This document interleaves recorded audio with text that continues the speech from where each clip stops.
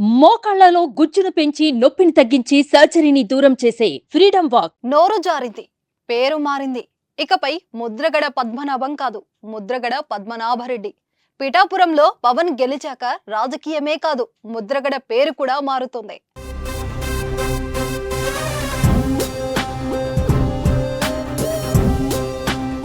పిఠాపురం నియోజకవర్గం నుంచి జనసేనాని పవన్ కళ్యాణ్ అఖండ మెజారిటీతో విజయం సాధించి ప్రపంచనం సృష్టించారు. వైసీపీ శ్రేణులు ఎన్ని వ్యూహాలు రచించినా జనసేనాని ఓడించడం సాధ్యం కాలేదు. అయితే పవన్ గెలవగానే అందరూ దృష్టి ముద్రగడపై పడింది.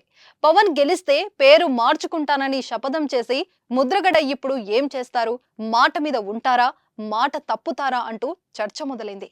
ముద్రగడ మాత్రం సంచలన నిర్ణయమే తీసుకున్నారు.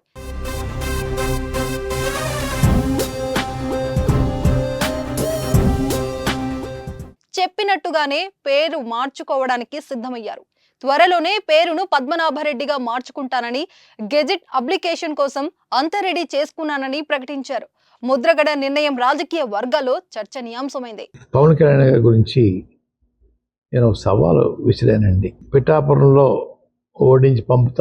ఓడించి పంపకపోతే నా పేరు మార్చుకుంటాను పద్మనాభరెడ్డిగా అని చెప్పడం జరిగిందండి. ఓటమి చెందాను. అన్న మాట ప్రకారంగా నా పేరు పద్మనాభరెడ్డిగా మార్చమని చెప్పేసి గెజిట్ పబ్లికేషన్ కోసం పేపర్స్ అన్ని రెడీ చేసుకున్నానండి. రేపు పూర్తిగా నింపి పేరు మార్పు కోసం దరఖాస్తు చేస్తానండి. కేవలం పవన్ ను ఓడించేందుకు అన్నట్లుగా ఎన్నికల సమయంలో వైసీపీలో చేరారు ముద్రగడ. ఇక వైసీపీలో చేరిన నాటి నుంచి పవన్ టార్గెట్ గా విమర్శలు గుప్పించారు. ఈ క్రమంలోనే పవన్ ను ఓడించకపోతే తన పేరు పద్మనాభరెడ్డిగా మార్చుకుంటానని సవాల్ విసిరారు.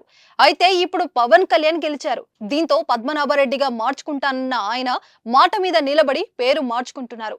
ముద్రగడ నిర్ణయంపై పవన్ కళ్యాణ్ ఎలా స్పందిస్తారో చూడాలి.